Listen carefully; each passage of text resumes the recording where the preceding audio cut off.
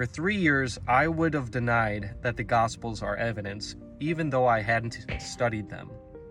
I just assumed that they were mythologies that were created.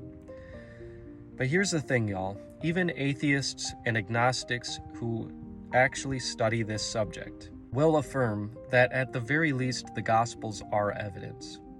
Because that's what they are. By definition, they point towards Jesus being a historical person.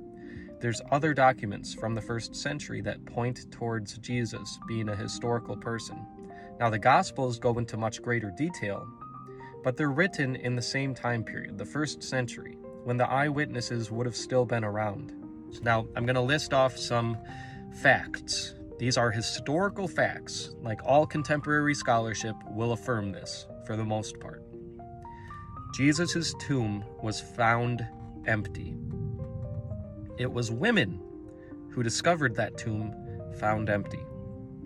Jesus was a historical person who really lived, and he was a rabbi in the 1st century.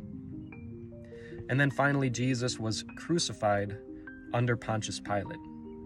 All these are attested to by nearly all of contemporary scholarship, the people who are much smarter than I am that study the New Testament.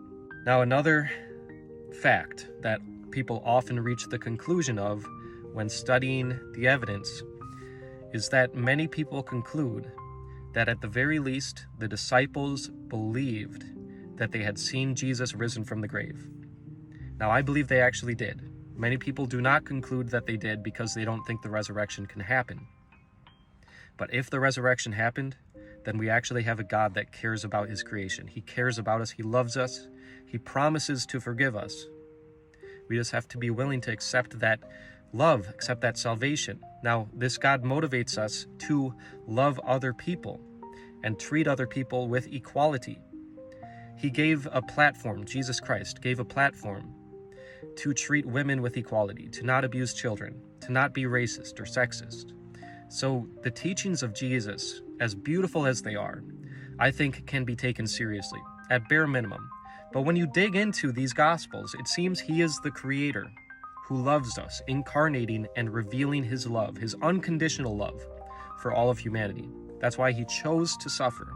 He chose to go to his execution, to share his love for us and to start this movement of love, of equality for all people, and God's impartiality and willingness to forgive us. Start this movement and bring billions of people to heaven. You know what? Not even billions of people. He wants to bring the whole world. God doesn't want anyone to perish.